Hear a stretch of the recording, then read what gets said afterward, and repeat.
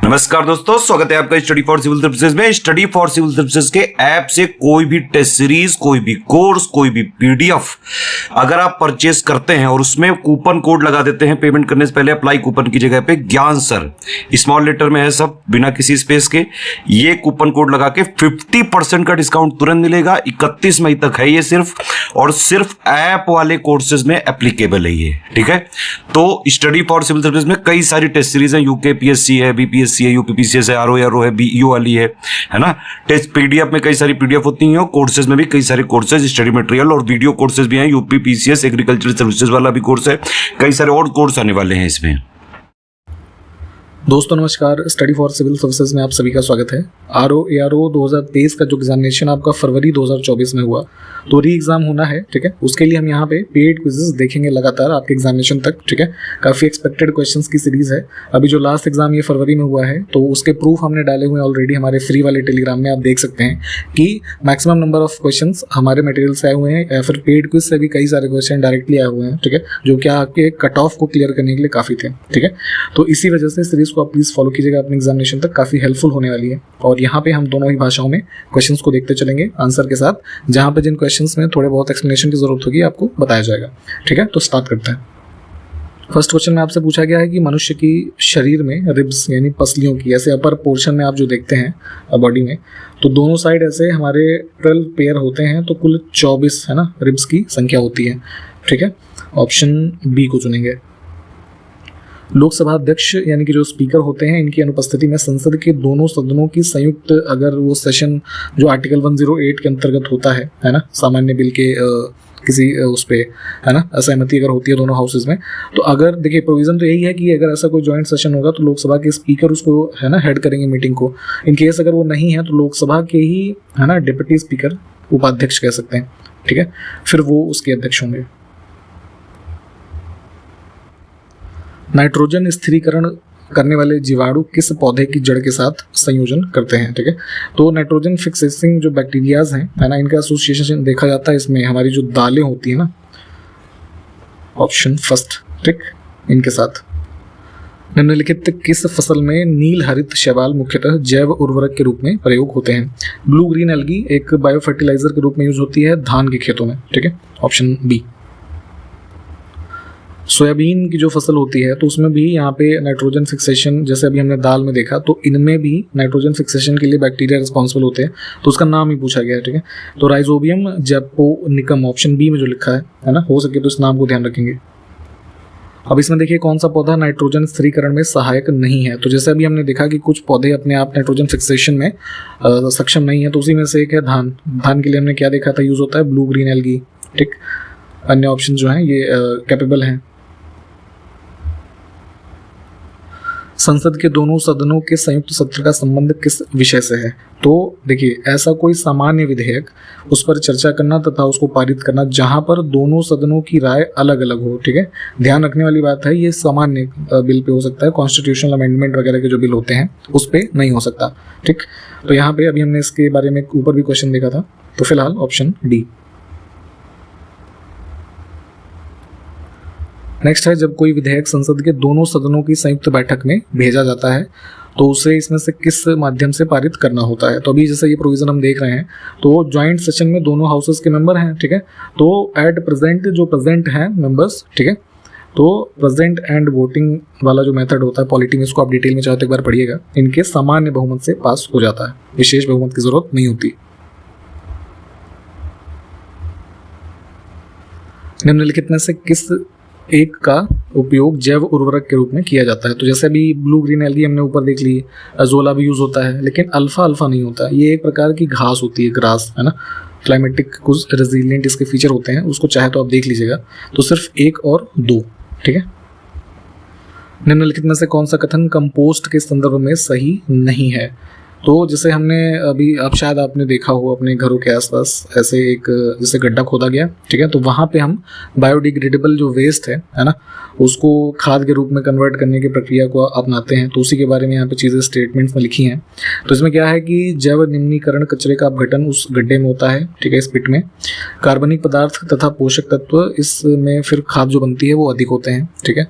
और इसमें जो कुछ केचुए होते हैं ना उसी खाद को बनाने के लिए रिस्पॉन्सिबल, जो हेल्प करते हैं, तो वो क्या करते हैं कि जो हमारे मतलब वेस्ट मटेरियल है ना, तो उसके डिग्रेडेशन की प्रक्रिया को तेज करते हैं, है ना, इसमें लिखा है धीमा करते हैं ना, इस वजह से ये गलत था।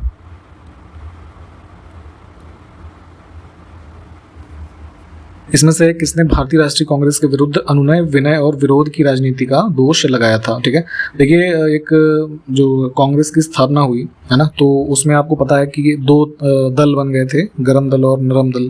तो उसी में से यहाँ पे गरम दल वाले जो समूह था उससे संबंधित थे बाल गंगाधर तिलक। ठीक है, तो जो है ये इनका कहना था कि कांग्रेस जो है ब्रिटिशर्स के आगे इस तरह के कार्य करती है ना, अनुनय, विनय और ठीक। तो स्टेटमेंट्स इस तरह की पूछी जाती है, इस वजह से इसको याद रखना है। नेक्स्ट है, आधुनिक आयुर्वैज्ञानिक विज्ञान में नाभिकीय औषधियाँ नैदानिक और उपचार के प्रभावी उपकरणों के रूप में उभर रही हैं, और ये वास्तव में क्या है? तो देखिए ये न्यूक्लियर मेडिसिन की बात करें तो ये मेनली जैसे कैंसर वगैरह जो बीमारियां हैं उसको ट्रीट करने में, है ना, यूज़ होती हैं। तो न्यूक्लियर मेडिसिन क्या है? ये मेनली यूज़ करते हैं रेडियो एक्टिव जो हमारे मटेरियल्स हैं उसके कुछ ट्रेसर्स होते हैं, है ना, जैसे ये क्वेश्चन भी आता है कोबाल्ट 60, सीजियम वगैरह, है ना, ये सब चीज़ें। तो ये एक प्रकार के क्या है, रेडियो आइसोटोप्स ही तो हैं जिनको हम एक दवाई के रूप में किसी चीज़ की बीमारी को ट्रीट करने में यूज़ कर रहे हैं। ठीक है, भारत में प्रचुर मात्रा में उपलब्ध महत्वपूर्ण नाभिकीय ईंधन इसमें से कौन सा है? तो जो है अबंडेंस हमारे यहाँ है न्यूक्लियर में थोरियम का, ऑप्शन सी। जैसे इंडिया में एक पॉपुलर साइट है नाभिकीय ईंधन के लिए, जादूगोड़ा, है ना। जरा ये किस स्टेट में है आप हमें कमेंट करके बताइएगा। इसमें से कौन सा तत्व परमाणु ईंधन की श्रेणी में नहीं आता है? प्लूटोनियम, थोरियम, यूरेनियम, ये सब जो है हमारे न्यूक्लियर फ्यूल्स हैं, कैडमियम नहीं होगा।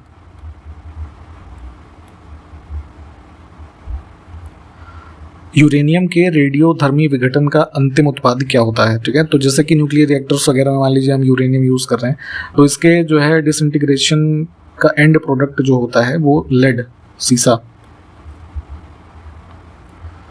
भारत का प्रथम परमाणु संयंत्र इसमें से कौन सा है? तो फर्स्ट न्यूक्लियर पावर प्लांट है हमारा ये तारापुर, ऑप्शन सी। ठीक है, कहाँ पे है ये? महाराष्ट्र में। कॉमर्शियल ऑपरेशन इसका कई बार पूछ लेते हैं, तो ऐसे बन गया था ये 1964 में, और जो ऑपरेशन स्टार्ट हुए हैं वो 1969 में। ठीक, निम्नलिखित में से कौन सा यूरेनियम समस्थानिक परमाणु ऊर्जा संयंत्र में बिजली उत्पादन में इस्तेमाल किया जाता है? तो जो कुछ न्यूक्लियर हमारे स्टेशन हैं जहाँ पे इलेक्ट्रिसिटी जनरेशन का काम होता है, तो उसमें हम यूरेनियम 235 को यूज़ करते हैं, है ना। इंडिया में मतलब मोस्टली ये यूज़ होता है। इसमें से कौन सा ट्रांजिस्टर का एक महत्वपूर्ण भाग है ना। कुछ हमारे इलेक्ट्रॉनिक सर्किट्स में जो हम इसको ट्रांजिस्टर को यूज़ करते हैं, ठीक है, तो जर्मेनियम इसका जो है मुख्य कंपोनेंट है, ऑप्शन सी। इनमें से कौन सा उग्र राष्ट्रवाद के उल्लेखनीय नेताओं में से नहीं था? तो जैसे अभी हमने ऊपर भी देखा कि जैसे एक्सट्रीमिस्ट और मॉडरेट, तो एक्सट्रीमिस्ट में जैसे बिपिन चंद्र पाल, है ना, लोकमान बाल गंगाधर तिलक, लाला लाजपत राय, ये सब हो गए। गोपाल कृष्ण गोखले जो है मॉडरेट्स की कैटेगरी में थे। अगला है, कौन सा पौष्टिक तत्व अस्थि एवं दांतों के निर्माण व मजबूती के लिए आवश्यक नहीं है? तो आयोडीन जो है ना, ये दांत और अस्थियों के लिए उतना एसेंशियल नहीं है। ग्वाइटर की बीमारी वगैरह से संबंधित होता है ये थोड़ा, उसके लिए इस तरह के क्वेश्चंस भी पूछ लेते हैं कि जो सुपर कंडक्टर है तो उसका मैक्सिमम टेम्परेचर कितना अटेन करता है। वो फैक्चुअल टाइप की चीज़ें 133 केल्विन, है ना, यूनिट को भी ध्यान रखना है, केल्विन। धन विधेयक प्रस्तुत करने के संबंध में कौन सा कथन सही नहीं है? भारतीय संसद की अगर हम बात करें तो मनी बिल का देखिए एक्सक्लूसिव एक नियम ही है कि वो सिर्फ और सिर्फ लोकसभा में पेश किया जा सकता है। अब यहाँ पहले में कहा गया है कि यह राज्यसभा में प्रस्तुत किया जा सकता है, तो गलत।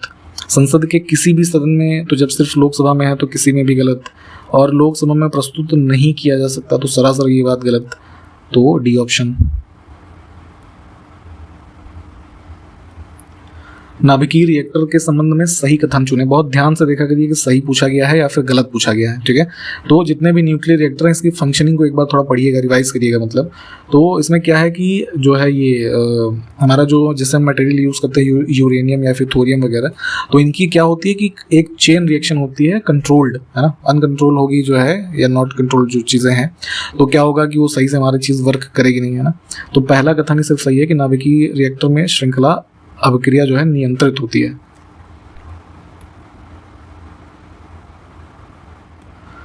नेक्स्ट क्वेश्चन है, एक विधेयक जिसमें केवल व्यय शामिल है और अनुच्छेद 110 में निर्दिष्ट कोई भी मामला उसमें शामिल नहीं है, वह संसद के रेफरेंस में कहाँ पे कौन सा कथन सही होगा? देखिए क्या कहा गया कि एक विधेयक जिसमें केवल व्यय यानी कि एक्सपेंडिचर शामिल है, ठीक है, और अनुच्छेद 110 यानी 110 में क्या है कि डेफिनेशन ही दी गई है मनी बिल की, ठीक। तो मनी बिल में भी हमने बताया कि वो सिर्फ और सिर्फ लोकसभा में प्रस्तुत होगा, ठीक है। तो अगर 110 के संबंध में उस बिल में कुछ ऐसा मामला नहीं है और वो उसमें केवल एक्सपेंडिचर शामिल है, ठीक है, तो उसको तो हम किसी भी हाउस में प्रेजेंट कर सकते हैं, ठीक है। तो बी विकल्प हमारा सही हो जाएगा क्योंकि वो मनी बिल नहीं है।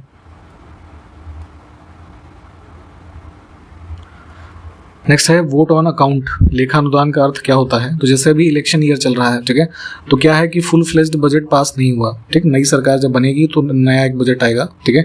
तो क्या है कि अब इस दौरान जो है इंटरिम बजट आया, तो उसमें क्या है कि ये वोट ऑन अकाउंट को एक प्रोविज़न है हमारे कॉन्स्टिट्यूशन में जो हमें हमारी कह लीजिए इससे फंड्स को विड्रॉ करने की शक्ति देता है कंसोलिडेटेड फंड ऑफ इंडिया से for a very short period, ठीक है, कुछ महीनों के लिए। तो जो है ये बजट पारित होने तक धनराशि का विनियोजन, है ना, तब तक के जो खर्च हैं उसको पूरे करने के लिए ये लेखानुदान यूज़ किया जाता है, ठीक। तो इसको थोड़ा डिटेल में पढ़िएगा। अब हमारे पास न्यूक्लियर फ्यूल्स से ही संबंधित दो स्टेटमेंट है, तो सही को देखना है, बहुत ध्यान से देखा करिए प्लीज़। आप लोगों के बहुत सारे क्वेश्चन इसी वजह से गलत हो जाते हैं जबकि वो आपको आ रहे होते हैं कि उसमें सही पूछा गया है या गलत, और ऑप्शंस वैसे ही होते हैं तो वो गलत हो जाती हैं चीज़ें, ठीक है।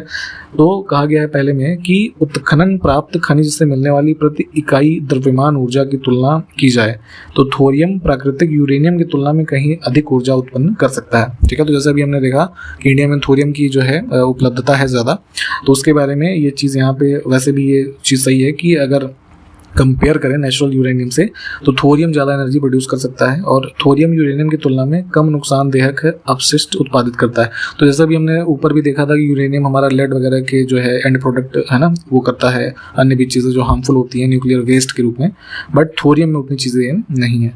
तो ये दोनों ही कथन हमारे जो है वो ठीक है।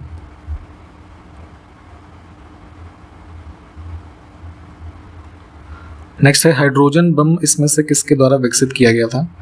तो जो है ये कुछ अमेरिकन साइंटिस्ट के साथ मेनली एडवर्ड टेलर के द्वारा, है ना, इसको डेवलप किया गया था और टेस्टेड था अराउंड 1952 के आसपास। तो फिलहाल अब इसमें नाम पूछा गया है तो नाम ऑप्शन फर्स्ट। नेक्स्ट है इसमें से किसी एक व्यक्ति के बारे में कुछ बातें लिखी हैं कि उन्होंने मैजिनी, गैरिबॉल्डी, शिवाजी तथा श्री कृष्ण की जीवनी लिखी, है ना। जैसे इनको तो आप जानते होंगे, ये सब विश्व स्तर के देखेंगे तो 17th-18th सेंचुरी में काफ़ी फेमस लीडर्स रहे। और आगे कहा गया है कि वे अमेरिका में कुछ समय के लिए रहे तथा वे केंद्रीय सभा के सदस्य भी निर्वाचित हुए, भारत के रेफरेंस में जो सेंट्रल असेंबली है। तो ये सारी चीज़ें सही हैं किसके बारे में? लाला लाजपत राय के बारे में, ऑप्शन सी। साइमन कमीशन के विरोध में जिनकी मृत्यु हुई थी, ये सब आगे आप थोड़ा इनके बारे में पढ़िएगा तो मिल जाएंगी चीज़ें। अच्छा, यहाँ पे आपको एक सूचना भी दे देते हैं कि जैसे अभी हम ये सीरीज़ पूरी एग्जामिनेशन तक देखेंगे तो हालांकि हमारे इसके जो है पेड ग्रुप्स भी चल रहे हैं स्टडी मटेरियल के पूरे, या फिर जो है टेस्ट सीरीज़ में आप पार्टिसिपेट करना चाहें या पेड क्विज में पार्टिसिपेट करना चाहें, ये सब चीज़ें चल रही हैं। इसके अलावा हमारे एप्लीकेशन को अगर आप डाउनलोड करेंगे एंड्रॉयड एप्लीकेशन को, तो वहाँ पे कई सारे ऑफर्स मैक्सिमम करीब 50% तक के ऑफर्स के साथ मिल रहे हैं, है ना। अभी 31 तारीख तक की कुछ जो है चीज़ें हैं डेडलाइंस, तो आप उसको परचेज़ कर सकते हैं वहाँ पे, ठीक है। तो आप इन चीज़ों को देखें एप्लीकेशन में भी, और अगर एडमिशन चाहते हैं इन ग्रुप्स में तो इसी वीडियो के डिस्क्रिप्शन बॉक्स में हमारी कॉन्टैक्ट डिटेल है, उस पर कॉन्टैक्ट भी कर सकते हैं आप, ठीक है। तो इन चीज़ों को भी ध्यान रखिएगा।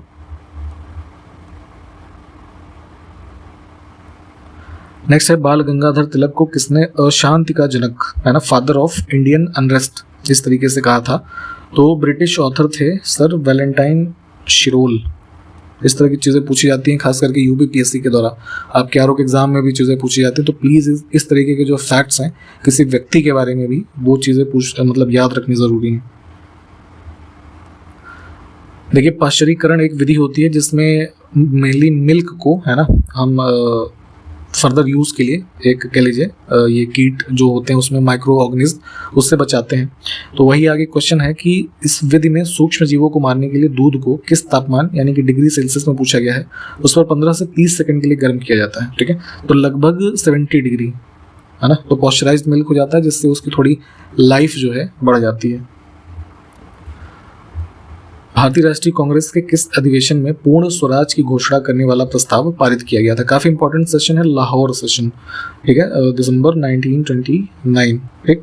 तो ये इस रेजोल्यूशन से संबंधित है। देखिए यहाँ पे हम बेशक चीज़ों को देख रहे हैं शॉर्ट फॉर्म में, क्योंकि हमारे पास हर वीडियो में कुछ टाइम लिमिट होती है, लेकिन आपकी जिम्मेदारी बनती है कि आप जो भी हम टॉपिक्स पे क्वेश्चंस देख रहे हैं साथ के साथ उसको पढ़ते चलेंगे, रिवाइज कर लेंगे, तो ये चीज़ें आपको फिर लंबे समय तक के लिए याद हो जाएंगी। तो जैसे अभी यही हम देख रहे हैं पूर्ण स्वराज, तो इसको अपने नोट्स वगैरह में से रिवाइज करिए, या अभी एडमिशन अगर आप लेते हैं हमारे साथ तो हमने ये सारी चीज़ें अच्छे से जो है बनाई हुई हैं, आप उसको पढ़ेंगे तो आपको ये चीज़ें वहाँ से अच्छे से क्लियर हो जाएंगी।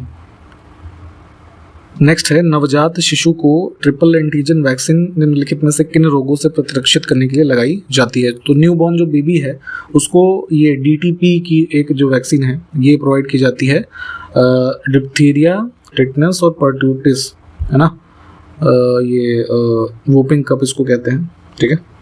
तो ये तीनों बीमारियों से उसको सुरक्षा प्रदान करने के लिए ये वैक्सीन दी जाती है। निम्नलिखित में से कौन सा प्रस्ताव केंद्रीय बजट से संबंधित है? तो जब बजट प्रस्तुत करते हैं तो उसमें क्या है कि बजट में जैसे कुछ अमाउंट्स में ये कट मोशन लगा दिया जाता है, तो ये इससे संबंधित है। अन्य ऑप्शंस जो हैं ये सब किसी सामान्य विधेयक के संबंध में, है ना, संसद में लाए जाते हैं। इसमें से कौन सा आनुवंशिक अव्यवस्था या नहीं है? जेनेटिक डिसऑर्डर, बीमारी बेसिकली कुछ जो एक जनरेशन से दूसरे में ट्रांसफर हो जाती हैं, तो down syndrome, haemophilia, sickle cell anaemia, ये सब। इरिटेबल बाउल सिंड्रोम एक प्रकार के जैसे डायरिया होता है ना, तो उस तरीके की बीमारी है, तो ये मतलब नॉर्मली ऐसे होती है, ये कोई जेनेटिक डिसऑर्डर नहीं है। अब है कि इसमें से किस युग में मैच नहीं है, ठीक है, पेयर है। तो बेसिकली बीमारी और कमी किसकी होती है उसके वजह से, तो विटामिन ए से क्या होता है कि ये होता है आपका नाइट ब्लाइंडनेस, ठीक है। कलर ब्लाइंडनेस की अगर हम बात करें तो ये जो है आपकी जेनेटिक डिजीज है, जेनेटिक डिसऑर्डर, एक से दूसरे जनरेशन में आती है, ठीक। अन्य ऑप्शंस ठीक है, इनको देख लीजिए। अब है इसमें कौन सा युग्म सुमेलित है? तो अभी आनुवंशिक बीमारियों का यहाँ पे अगर हम पेयर देखें तो इसमें वही colour blindness, haemophilia, sickle cell anaemia, है ना, ये है।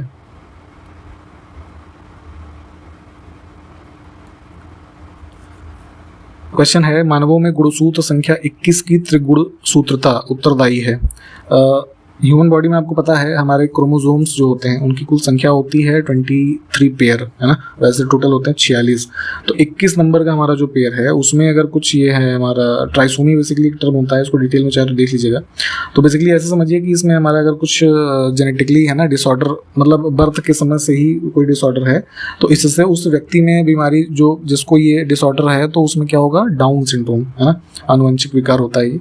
तो ध्यान रखेंगे कि इस तरह की चीज़ें भी पूछी जाती हैं, ठीक है, तो इसको ध्यान रखना है। इसमें एंटीबायोटिक दवा का उदाहरण है तो पेनिसिलिन, ऑप्शन डी। देखिए ये काफ़ी पुरानी है ना, पहले खोजी गई थी, तो इस वजह से इसको पूछा जाता है। इसके खोजकर्ता का नाम बहुत पॉपुलर है, वो जरा आप हमको कमेंट करके बताइएगा। तो हीमोफीलिया जो भी हमने देखा है कि जेनेटिक डिसऑर्डर है ना, आनुवंशिक विकार है, तो ये इसमें से क्या उत्पन्न करता है, क्या मतलब इसके सिम्टम्स हैं, है ना। तो बॉडी में जो है ये कोगुलेशन, स्कंदन, क्लॉटिंग, ब्लड का ना होना। एक इकोनॉमिस्ट जो है डेविड रिकार्डो थे, तो उनके अनुसार उच्च घाटे की स्थिति के दौरान किसी इकोनॉमी में डेफिसिट की सिचुएशन काफ़ी हाई है, तो ऐसे में करारोपण और ऋण ग्रहण यानी कि टैक्सेशन और बोरोइंग जो हमारा व्यय के लिए खर्च करने के लिए ये किस प्रकार के साधन माने जाते हैं उच्च घाटे की स्थिति में? तो ये समतुल्य यानी कि इक्विवेलेंट दोनों ही हमारा क्या क्या ये टैक्सेशन और बोरोइंग, ठीक है। तो मतलब इस तरीके की बस इकोनॉमिक्स में क्वेश्चन आते हैं, बहुत डीप तो आता नहीं है, तो अब इनको इस जो है इकोनॉमिस्ट के नाम के साथ है ना जोड़ करके याद रख सकते हैं। अगला है क्लासिकल डांसेस जो हमारे हैं इंडिया में, उनमें से एक है मणिपुरी, तो उसके संदर्भ में कौन सा कथन सही नहीं है? तो देखिए कहा गया है कि मणिपुरी नृत्य की उत्पत्ति जैन पारंपरिक नृत्य शैली से हुई है, तो ये गलत है। ये बेसिकली ओरिजिन देखेंगे तो ancient times, ancient historical time से ही है, और अर्लीस्ट फॉर्म जो है हमारा मणिपुरी डांस का उसको लाई हरोबा के नाम से जानते हैं, ठीक है। तो जैन तो ये काफ़ी बाद में आया ना, ये तो इस वजह से ये गलत है। बाकी ऊपर के दो स्टेटमेंट जो है हमारे ठीक है ना। ये देखिए यहाँ पे ये चीज़ें लाई हरोबा का भी मेंशन है, और इसमें जो है राग, संकीर्तन, थांगटा, ये सब इसकी शैलियाँ हैं।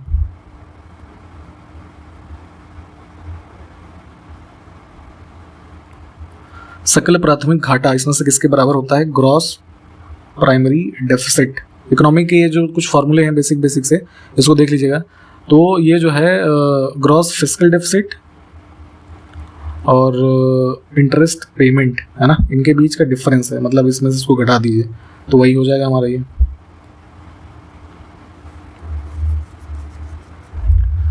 इसमें से देखिए भिन्न विकल्प को पहचानना है। ये ऑप्शंस जो हैं ये हमारे, जैसे इंडिया की करेंसी है तो किसी देश की करेंसी के रेफरेंस में है ये, ठीक है। मान लीजिए हमारा ये है 100 रुपये का नोट, ठीक है। अब क्या है, उसकी इंट्रिंसिक वैल्यू, नैज मूल्य जो हिंदी में बोलेंगे, इंट्रिंसिक वैल्यू उसकी 100 रुपये की है नहीं, कागज़ का टुकड़ा ही तो है, तो 2, 4, 5 रुपये की मान लीजिए उसकी कॉस्ट आती होगी, वो मैटर नहीं करता। 100 रुपये की हम उसको वैल्यू क्यों मानते हैं? क्योंकि हमारे पास इशूइंग अथॉरिटी की गारंटी है, कौन है? RBI, ठीक है। फिएट मनी के रूप में वो यूज़ होता है, पेपर करेंसी है ना। लीगल टेंडर है, जैसे 500 और 1000 के नोट एक बार 2016 में बंद हुए थे, है ना। तो लीगल टेंडर का मतलब कि वो लॉ से सपोर्टेड है ना। जब उसको लीगल टेंडर घोषित नहीं किया जाएगा तब वो यूज़ के लिए जो है सही नहीं रहेगी, अदरवाइज वो यूज़ हम कर सकते हैं उस 100 रुपये को। तो उसकी इंट्रिंसिक वैल्यू जो है इन विकल्पों में क्या हो गया, उसका नेगेटिव एक प्रकार का साइड है ना। तो इसलिए इसको हम भिन्न मानेंगे, ठीक है। ऑप्शन ए करेक्ट हो गया। तो यहाँ पे हमने इस वीडियो को कंप्लीट किया है। सारे क्वेश्चंस आपको देखने हैं, जो क्वेश्चंस पूछे गए हैं उसको कमेंट करके बताना है। एप्लीकेशन में हमारे जो बेनिफिट्स चल रहे हैं आप उसको डाउनलोड करें, उसको परचेज करके आप उसका लाभ ले सकते हैं 31 मई तक के लिए, ठीक है। और पेड ग्रुप्स वगैरह की इन्फॉर्मेशन मैंने बताई थी कि डिस्क्रिप्शन बॉक्स में हमारी कॉन्टैक्ट डिटेल है, आप उस पर कॉन्टैक्ट करके एडमिशन भी ले सकते हैं। समाप्त करेंगे इस वीडियो को यहाँ पे। इसके आगे के क्वेश्चंस को हम अगले वीडियो में देखेंगे। तब तक के लिए नमस्कार, जय हिंद।